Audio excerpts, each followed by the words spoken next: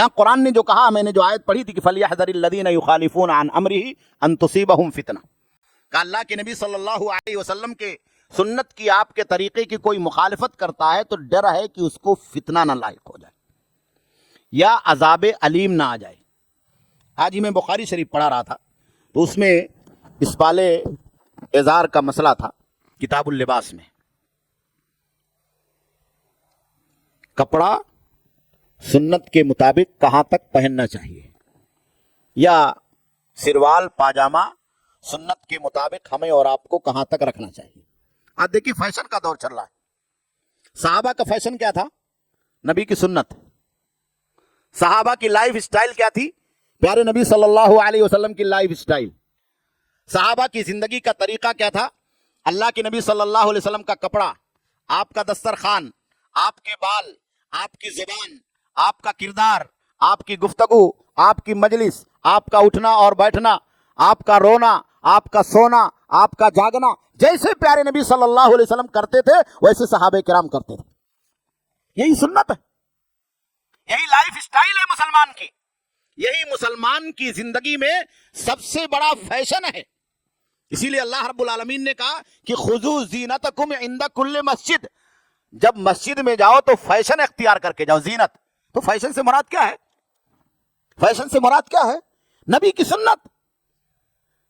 نبی کی سنت اختیار کر کے جاؤ، ایسا کپڑا پہنو نماز کے لیے جو پیارے نبی صلی اللہ علیہ وسلم نے پہنا، اور کپڑا پہننے کا طریقہ وہی ہو جو اللہ کے نبی صلی اللہ علیہ وسلم نے سکھلایا۔ تو یہاں امام بخاری رحمہ اللہ نے دو روایت ذکر کی اسبال ازار کے بارے میں۔ ایک مسئلہ تو یہ ذکر کیا ہے کہ اگر کوئی آدمی غرور اور گھمنڈ کی وجہ سے اپنے کپڑے کو ٹخنے سے نیچے لٹکاتا ہے تو اس کا عذاب سخت ہوگا۔ لا ينظر اللہ الیہ، قیامت کے دن اللہ تعالیٰ اس پر نظر رحمت نہیں کرے گا۔ یہ الگ عذاب ہے، یہ الگ کیٹگری۔ اور دوسرا کیا ہے؟ ما اسفل من الکعبین فہو فی النار، کہا کہ ٹخنے سے نیچے جو بھی کپڑا جائے گا وہ جہنم کے اندر جائے گا، وہ جہنم کے اندر جائے گا۔ تو آپ سوچئے کہ اللہ کے نبی صلی اللہ علیہ وسلم کی سنت کی مخالفت کیسے ہوئی؟ نوجوان بچے ذرا توجہ دیں، سنت کی مخالفت کیسے ہوئی؟ پیارے نبی کا طریقہ یہ ہے کہ کپڑا ٹخنے سے اوپر رہے، یہ سنت، ٹھیک ہے؟ یہی فیشن ہے، یہی ہماری اور آپ کی زندگی کا طریقہ ہونا چاہیے لباس کے اندر۔ اب اگر یہ کپڑا ہم اور آپ ٹخنے سے نیچے لے جاتے تو کیا ہو گیا؟ وہ بدعت ہو گیا، اسی کا نام مخالفت ہے نبی کی سنت۔ قرآن نے کیا کہا؟ فَلْيَحْذَرِ الَّذِينَ يُخَالِفُونَ عَنْ أَمْرِهِ، اللہ کے نبی کے طریقے کی مخالفت کر رہے ہیں تو کیا ہے؟ وہ بدعت، وہی نیا طریقہ آپ اختیار کر رہے ہیں، نیا طریقہ آپ اختیار کر رہے ہیں۔ اسی لیے انجام دونوں کا ایک ذکر فرمایا۔ ٹخنے سے نیچے آپ کپڑا لے گئے تو اس کی سزا کیا ہے؟ جہنم۔ اور بدعت کے بارے میں اللہ کے نبی نے کیا ذکر فرمایا؟ کل بدعت ضلالہ وکل ضلالۃ فی النار، بدعت بھی جہنم کی طرف لے جانے والی۔ تو وہاں امام بخاری رحمہ اللہ نے ایک واقعہ ذکر کیا ہے۔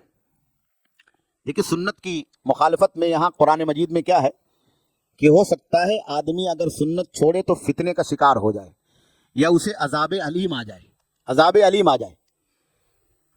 تو کہا کہ اللہ کے نبی صلی اللہ علیہ وسلم نے بیان فرمایا کہ پرانے زمانے میں ایک آدمی تھا جو تکبر اور گھمنڈ کے طور پر اپنا کپڑا لٹکا کر کے اور زمین پر گھسیٹ کر جا رہا تھا۔ اب آپ دیکھیے اللہ کے طریقے کو چھوڑنے کی وجہ سے کتنا بڑا عذاب آیا۔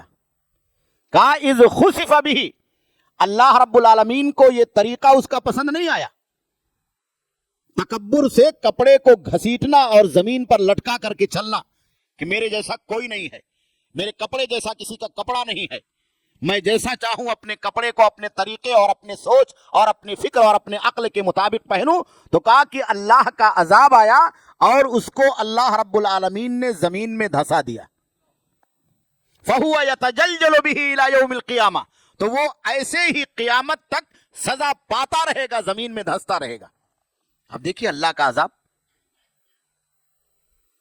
امام مالک رحمہ اللہ کا ایک واقعہ ہے ایک آدمی آیا امام مالک رحمہ اللہ کے پاس کچھ مسئلہ پوچھنے کے لیے کہ فتنے میں کیسے آدمی داخل ہوتا ہے.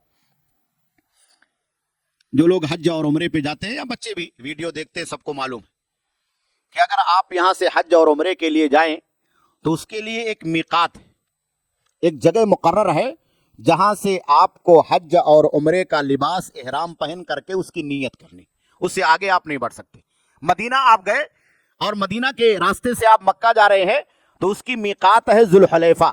مدینہ کے باہر ایک جگہ ہے ذوالحلیفہ، آج وہاں ایک عالی شان مسجد بنی ہوئی ہے. تو اللہ کے نبی صلی اللہ علیہ وسلم کا طریقہ حج اور عمرے میں کیا تھا کہ آپ اپنے گھر سے نکلتے اور میقات پر پہنچتے اور وہیں پر اللہ کے نبی صلی اللہ علیہ وسلم قیام کرتے، وہیں پر احرام پہنتے اور وہیں پر حج اور عمرے کی نیت کرتے. نبی کا طریقہ.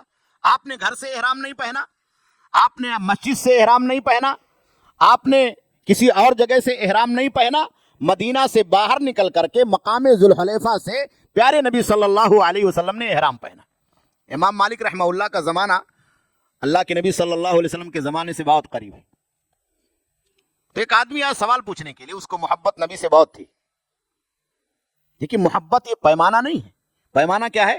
سنت. دھوکے میں آپ نہ پڑے. محبت یہ پیمانہ نہیں ہے، پیمانہ سنت ہے. اور سنت کیا ہے؟ یہ محبت کی دلیل ہے. ہمارے یہاں لوگ الٹا چلتے کہتے ہیں ہم عاشق رسول ہیں، ہم فلاں ہیں. یہ پیمانہ نہیں ہے، پیمانہ سنت ہے. وہ آدمی آئے، ان کو اللہ کے نبی سے بہت سچی محبت تھی اور امام مالک رحمہ اللہ سے سوال کیا. کہا دیکھیے اللہ کے نبی صلی اللہ علیہ وسلم کی اتنی بڑی مسجد اور اس مسجد میں نماز پڑھنے کا اتنا زیادہ ثواب، ذوالحلیفہ کا تو کوئی ثواب نہیں ہے. ذوالحلیفہ کا تو کوئی ثواب نہیں ہے. یا علماء بیٹھے ہوئے ہیں ذوالحلیفہ کے اندر نماز پڑھنے کا حدیثوں میں کسی ثواب کا ذکر نہیں کہ وہاں آپ نماز پڑھیں گے 2 رکعت تو آپ کو 10 رکعت کا ثواب ملے گا. مسجد نبوی میں آپ 1 نماز پڑھیں گے تو 1000 نماز کا ثواب ملے گا. تو اس آدمی کے دل میں محبت کیسے پیدا ہوئی کہ مجھے حج کے لیے اور عمرے کے لیے جانا ہے، میں ذوالحلیفہ سے احرام نہیں باندھوں گا، میں پیارے نبی صلی اللہ علیہ وسلم کی مسجد سے احرام باندھوں گا تو مجھ کو 1 نماز کی طرح سے 1000 احرام کا بھی ثواب ملے گا. اب امام مالک رحمہ اللہ کے پاس فتویٰ پوچھنے کے لیے آ گیا. کہا کہ میں چاہتا ہوں کہ پیارے نبی صلی اللہ علیہ وسلم کی مسجد سے احرام باندھوں، ذوالحلیفہ سے احرام نہ باندھوں. تو امام مالک رحمہ اللہ نے اسی آیت کریمہ کو پڑھ کر کے اس آدمی کو سنایا. کہا کہ قرآن مجید کی آیت سن لو، فَلْيَحْذَرِ الَّذِينَ يُخَالِفُونَ عَنْ أَمْرِهِ أَن تُصِيبَهُمْ فِتْنَةٌ. کہا کہ جو لوگ نبی صلی اللہ علیہ وسلم کے طریقے کی مخالفت کرتے ہیں مجھے ڈر ہے کہ وہ فتنے کا شکار نہ ہو جائیں. کہا یہی فتنہ ہے، محبت کے نام پر نبی کی سنت کو گھسیٹ کر کے مسجد نبی میں پہنچا دینا اور یہ سمجھنا کہ جس کام کو نبی نے نہیں کیا ہے، میری سوچ یہ ہے کہ اس کام میں اور زیادہ ثواب ہوگا اگر میں مسجد نبوی سے کروں گا، اللہ کے نبی صلی اللہ علیہ وسلم کی قبر مبارک کے پاس سے کروں گا، روزے کے پاس سے احرام باندھوں گا. بہت سارے لوگ یہی سوچتے. تو امام مالک رحمہ اللہ نے کہا کہ یہی فتنہ ہے جس کو قرآن نے فتنہ کہا. کہا کہ میرے بھائی فتنے میں نہ پڑو. فتنے سے بچنے کے لیے ضروری ہے کہ پیارے نبی صلی اللہ علیہ وسلم کا عمرے کا اور حج کا جو طریقہ تھا، جہاں سے آپ نے احرام باندھا ہے، جہاں سے آپ نے احرام کی نیت کی ہے، جہاں سے صحابہ کرام آپ کے ساتھ گئے تھے، انہوں نے احرام باندھا تھا اور احرام کی اور حج اور عمرے کی نیت کی تھی، وہی ہمارے اور آپ کے لیے کامیابی کا راستہ ہے. اپنے ذہن اور دماغ سے زیادہ ثواب کی امید پانے کے لیے کوئی طریقہ بنانا، اپنے ذہن اور دماغ سے نبی کی محبت میں غلو کرتے ہوئے کوئی نیا ایڈیشن پیش کرنا، یہی تو بدعت ہے، یہی تو خرابی کا باعث جسے اللہ کے نبی صلی اللہ علیہ وسلم نے منع فرمایا. تو میرے بھائیوں، میرے دوستوں، امام مالک رحمہ اللہ نے کہا کہ یہ بہت بڑا فتنہ ہے کہ آدمی نبی کے طریقے کو سوچ کر کے کسی دوسری چیز کو جو دیکھنے اور سننے میں بہتر لگتی ہے، جو مستند اور معتبر بھی ہوتی ہے لیکن نبی کی اس پر مہر نہیں ہوتی ہے، آدمی یہ سمجھے کہ یہ طریقہ اس سے بہتر ہو سکتا ہے. یہی بدعت ہے. اس لیے کبھی بھی آپ دنیا کی زندگی میں نیکی کے معاملے میں، عبادت کے معاملے میں اپنی سوچ سے، اپنی طرف سے، اپنی رائے سے، اپنے عقل سے، اگرچہ اس میں ثواب بظاہر زیادہ نظر آ رہا ہو، کرنے کی کوشش نہ کریں، ورنہ وہ نبی اکرم صلی اللہ علیہ وسلم کے سنت کی خلاف ورزی ہوگی.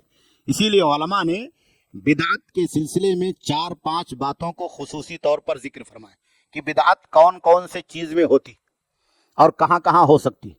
سب سے پہلی چیز یہ ہے کہ بدعت یہ اصل سنت میں ہو. اصل سنت میں کوئی آدمی کچھ بڑھا دے، جیسے نماز ہے، ایک مثال آپ لیجئے نماز، اللہ کے نبی صلی اللہ علیہ وسلم کا طریقہ یہ ہے کہ 5 نمازیں دن میں پڑھی جائیں گی۔ اب کوئی آدمی کہے کہ بھائی میں ایک دم بالکل فری ہوں، میرے پاس وقت بہت ہے، میں فجر اور ظہر کے بیچ میں بہت لمبا وقفہ رہتا ہے، ایک نماز اور پڑھ لیتا ہوں، تو کیا حرج ہے؟ ثواب ملے گا ثواب۔ یہ اصل سنت میں اضافہ ہے۔ نبی کا جو طریقہ تھا 5 نماز پڑھنے کا، آپ اس میں ایک چھٹا طریقہ پیش کر دیا کہ ایک چھٹی نماز ہے فجر اور ظہر کے بیچ میں، کیوں؟ میں فری ہوں بھائی، دوسرے لوگ فری نہیں ہیں، وہ 5 نماز ان لوگوں کے لیے جو فری نہیں، میں بالکل فری ہوں، تو میں چھٹی نماز پڑھ لوں، میں 7ویں نماز پڑھ لوں۔ آپ دیکھیے دنیا بھر کی جو نمازیں چل رہی ہیں نا، وہ قضائے عمری، تیجانی نماز، اور کون سی نماز، ہزاری نماز، الفیہ نماز، یہ سب اسی کا نتیجہ ہے کہ لوگوں نے زیادہ ثواب پانے کے لیے اصل سنت میں پیارے نبی صلی اللہ علیہ وسلم کے طریقے میں اپنی طرف سے لا کر کے ایک طریقہ ملا دیا، یہ سمجھ کر کے کہ ثواب زیادہ ملے گا۔ ثواب نہیں ملے گا، بلکہ کیا ملے گا؟ فَلْيَحْذَرِ الَّذِينَ يُخَالِفُونَ عَنْ أَمْرِهِ أَن تُصِيبَهُمْ فِتْنَةٌ أَوْ يُصِيبَهُمْ عَذَابٌ أَلِيمٌ، ان کو عذاب ملے گا، وہ عذاب کے اندر گرفتار ہوں گے۔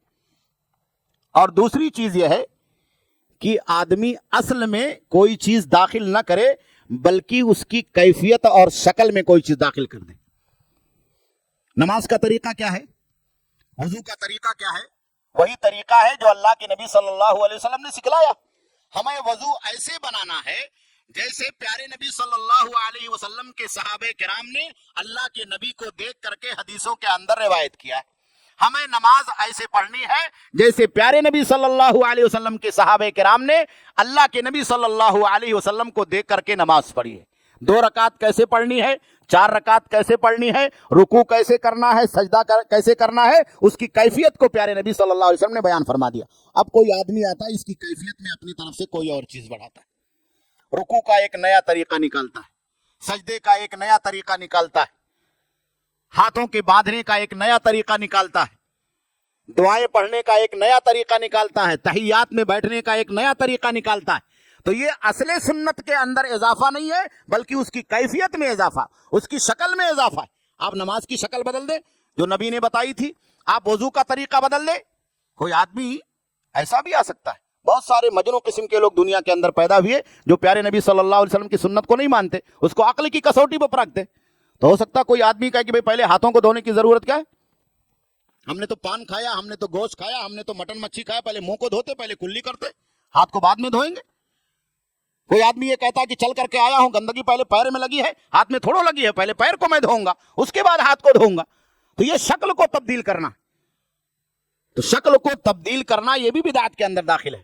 نبی علیہ الصلوۃ والسلام نے جس طریقے پر نماز پڑھی ہے، جس طریقے پر آپ نے زندگی گزاری ہے، جس طریقے پر اللہ کے نبی صلی اللہ علیہ وسلم نے احکام شریعت کو ہمیں اور آپ کو سکھلایا ہے اور بتلایا ہے، حج کا طریقہ، روزے کا طریقہ، زکوٰۃ کا طریقہ، عبادتوں کا طریقہ، نوافل کا طریقہ اور دیگر چھوٹی چھوٹی سنتوں کا طریقہ، وہ پیارے نبی صلی اللہ علیہ وسلم کے طریقے کے مطابق ہونا چاہیے۔ اور تیسری چیز یہ ہے کہ مقدار کے اندر کچھ اضافہ کر دے، مقدار کے اندر اضافہ کر دے۔ جیسے کوئی آدمی یہ کہے کہ ظہر کی نماز 4 رکعت کی ہو، اس کو گھٹا کر کے 2 کر دیا جائے۔ اب لوگ بہت بزی رہتے، کہا لوگ بہت بزی رہتے ہیں، جب لوگ فری رہتے تھے، نہ کوئی لوگوں کے پاس کام تھا، نہ کوئی کاج تھا، نہ کہیں لوگوں کو اپنا گھر چھوڑ کر کے جانا تھا، تو لوگ دن میں 4 رکعت پڑھ لیا کرتے تھے ظہر اور عصر کی۔ اب لوگ بہت بزی ہیں، کوئی گاڑی سے جا رہا، کوئی بائک سے جا رہا ہے، کوئی جاب کر رہا ہے، کوئی آفس میں، آدمی کے پاس ٹائم نہیں ہے، آدمی کھڑے کھڑے جاب کر رہا ہے، آدمی کھڑے کھڑے فیکٹری کے اندر مشین چلا رہا ہے، تو کہا بھائی 4 کے بجائے 2 پڑھ لو، مقدار میں کمی کر دے یا مقدار میں کچھ اضافہ کر دے۔ کوئی آدمی کہ نہیں بھائی میں بہت فری ہوں تو میں فجر بھی 4 پڑھتا ہوں، یہ مغرب کی نماز 3 رکعت کیوں ہے، میں فری ہوں میں 4 رکعت پڑھتا ہوں، تو مقدار میں اضافہ کرنا بھی یہ کیا ہے؟ خلاف سنت، یہ بھی بدعت ہے اور بہت بڑا جرم ہے۔ اور ایسے ہی زمان اور مکان کے اندر اضافہ کر دینا۔ دیکھیے بہت ساری یہ باتیں ایسی ہیں جن کا تعلق زمان اور مکان سے ہے۔ جیسے حج ہے، حج آپ کو کہاں کرنا ہے؟ حج کے لیے ایک مکان فکس ہے، وہ مکان کیا ہے؟ بلد اللہ الحرام، مکہ مکرمہ، آپ کو وہاں جانا ہے۔ اب آپ یہ کہیں کہ بھائی میں ویڈیو میں دیکھ رہا ہوں، میں انجینئر ہوں اور میں بہت بہترین آرکیٹیکٹ ہوں، میں خانہ کعبہ کا ایک فوٹو بنا کر کے، ایک مجسمہ بنا کر کے کہیں لگا دیتا ہوں، تو وہاں جانے کی کیا ضرورت ہے؟ 4 لاکھ 8 لاکھ خرچہ کر کے یہیں بھائی طواف کر لو۔ نعوذ باللہ، یہ مکان میں تبدیلی ہے۔ کوئی آدمی کہے کہ اسی مسجد کا طواف کر لو، کوئی آدمی کہے کہ فلاں جگہ چلے جاؤ، اجمیر چلے جاؤ، کوئی آدمی کہے وہاں کلیئر شریف چلے جاؤ، کوئی آدمی کہے فلاں جگہ چلے جاؤ، جسے لوگوں کی سوچ ہوتی ہے۔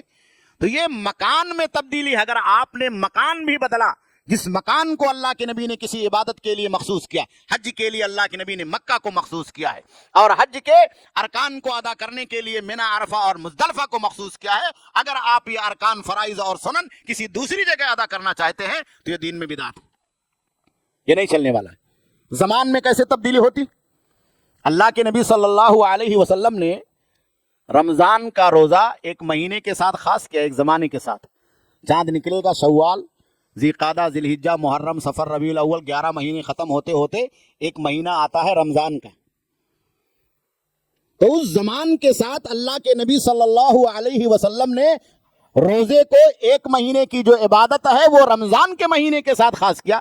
کوئی آدمی کہے بھائی میری کمپنی مجھ کو رمضان میں چھٹی نہیں دے رہی ہے، میری چھٹی محرم میں ہوتی ہے، تو بھائی اسے ایک مہینے کو میں روزہ نہ رکھ کر کے میں محرم میں روزہ رکھ لیتا ہوں، کیوں چلے گا؟ یہ زمان میں بدعت، گویا کہ آپ ایڈیشن کر رہے ہیں اپنی طرف سے، آپ اپنی طرف سے شریعت کے اندر کوئی چیز داخل کرنا چاہتے، نبی نے اس کو زمانے کے ساتھ خاص کیا ہے، ایک وقت کے ساتھ خاص کیا ہے، ایک پیریڈ کے ساتھ خاص کیا ہے، اس کو آپ چینج نہیں کر سکتے کہ محرم میں کر لیں، شوال میں کر لیں، اپنی چھٹی میں کر لیں، ان کی چھٹی میں کر لیں، کمپنی کے اعتبار سے کر لیں، فیکٹری کے حساب سے کر لیں، اپنے باس کے حساب سے کر لیں، اپنے مالک کے حساب سے کر لیں، اپنی فرصت کے حساب سے کر لیں، اور اپنی طاقت کے حساب سے کر لیں۔ یہ شریعت میں نہیں چلنے والا ہے۔ اس لیے میرے بھائیوں، میرے دوستوں، میرے بچوں، دین کو سمجھنا بہت ضروری اور سنت کو سمجھنا بہت ضروری۔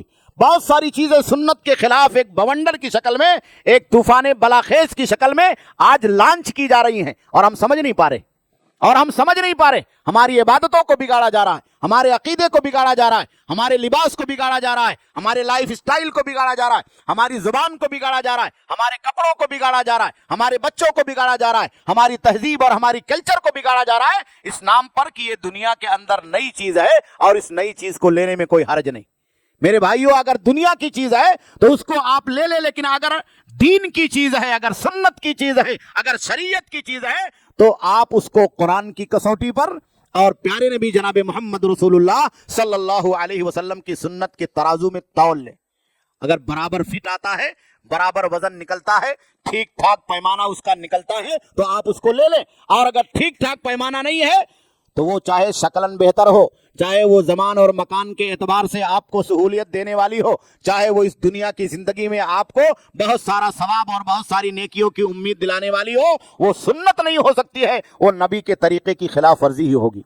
اس لیے اس بات کو سمجھنا ہمارے اور آپ کے لیے ضروری ہے کہ دین کمپلیٹ ہے، اور دین وحی کا نام ہے، اور وہی اللہ رب العالمین کی کتاب قرآن مجید ہے، اور پیارے نبی صلی اللہ علیہ وسلم کی سنت ہے، کوئی تیسری اور چوتھی چیز نہیں ہے۔ اس لیے دین کو سیکھنے کے لیے ہمیں اور آپ کو قرآن کی طرف رجوع کرنا پڑے گا، دین کو سیکھنے کے لیے پیارے نبی صلی اللہ علیہ وسلم کی سنت کی طرف رجوع کرنا پڑے گا، اور ہماری زندگی کا ایک ایک معاملہ، ایک ایک مسئلہ جب تک قرآن کی طرف نہیں لوٹایا جائے گا، جب تک پیارے نبی صلی اللہ علیہ وسلم کی حدیثوں کی طرف نہیں لوٹایا جائے گا، اس وقت تک ہم اور آپ کامیاب اور کامرا نہیں ہوں گے۔ اسی میں کامیابی ہے۔ اگر ہم نے زندگی کے اندر کامیابی کسی اور چیز کو سمجھا ہے تو اپنے ذہن و دماغ سے نکال دیں۔ کیوں؟ ہم مسلمان ہیں، ہم نے کلمہ کس کا پڑھا ہے؟ لا الہ الا اللہ محمد الرسول اللہ۔ کسی بزرگ کا کلمہ ہم نے نہیں پڑھا ہے بھائی، کسی عالم کا کلمہ نہیں پڑھا ہے، کسی مفتی صاحب کا کلمہ نہیں پڑھا ہے، آپ نے شیخ فاروق کا، شیخ عبد الحکیم کا کلمہ نہیں پڑھا، نعوذ باللہ، کسی کا کلمہ نہیں پڑھا۔ لا الہ الا اللہ محمد الرسول اللہ۔ اللہ نے جو دین دیا ہے وہ توحید ہے، اور پیارے نبی صلی اللہ علیہ وسلم کو اللہ نے منتخب فرمایا ہے، آپ اللہ کے رسول ہیں، جو آپ نے سکھایا ہے وہی سنت ہے، وہی شریعت ہے، وہی ہمارے لیے سب کچھ ہے۔ اگر ہم نے اس کو چھوڑ دیا تو ہم کامیاب نہیں ہو سکتے۔ ہمارے بچے بھی اس کو ذہن میں بٹھا لیں، اور یہ پیغام ہمیں آئندہ نسلوں تک پہنچانا ہے، یہ پیغام ہمیں آئندہ نسلوں تک پہنچانا ہے۔ کالجوں کے اندر، یونیورسٹیوں کے اندر، اسکولوں کے اندر یہ جو صحابہ کرام کے خلاف ایک مہم چلائی جا رہی ہے، اس کا مقصد یہ ہے کہ ہمارے بچے سنت سے کٹ جائیں۔ وہ نہیں کہتے ہیں کہ سنت چھوڑ دو، وہ صحابہ کرام کے خلاف کوئی بات کرتے ہیں، وہ عثمان غنی کے خلاف کوئی بات کرتے ہیں، وہ امیر معاویہ کے خلاف کوئی بات کرتے ہیں، وہ ابو بکر صدیق کے بیٹے کے خلاف کوئی بات کرتے ہیں، وہ حضرت علی رضی اللہ تعالیٰ عنہ کے خاندان کے خلاف کوئی بات کرتے ہیں۔ مقصد کیا ہے کہ آپ ان تمام چیزوں میں الجھ کر کے پیارے نبی صلی اللہ علیہ وسلم کی سنت کو، آپ کی حدیثوں کو چھوڑ دیں۔ اس لیے میرے بچوں ہوشیار رہو، ہوشیار رہو، ہماری کامیابی اسی میں ہے۔ اللہ رب العالمین سے دعا ہے کہ اللہ رب العالمین ہم تمام لوگوں کو قرآن اور سنت کا فالو کرنے اور اس پر چلنے کی سعادت اور توفیق نصیب فرمائے، اور وہ تمام چیزیں جو بیک ڈور سے، چور دروازے سے سنت کے خلاف کامیابی کے نام پر یا فتنے کے نام پر ہمارے اور آپ کے سماج اور معاشرے میں لانچ کی جا رہی ہے، اس کو سمجھنے کی سعادت عطا فرمائے اور اس سے بچنے کی توفیق عطا فرمائے۔ اللہ رب العالمین ہم تمام لوگوں کی آج کی حاضری کو قبول فرما لے۔ بار الہ ہم تمام لوگوں کو دین پر چلنے کی سعادت عطا فرما۔ جو کچھ بھی ٹوٹی پھوٹی نیکیاں ہم اور آپ کر رہے ہیں، اللہ رب العالمین اپنی رضا میں اس کو قبول فرما لے۔ اللہ رب العالمین دنیا کے اندر بھی اس کا بہترین بدلہ عطا فرما اور آخرت میں بھی اس کا بہترین بدلہ عطا فرما۔ ربنا تقبل منا انک انت السمیع العلیم۔ والسلام علیکم ورحمۃ اللہ وبرکاتہ۔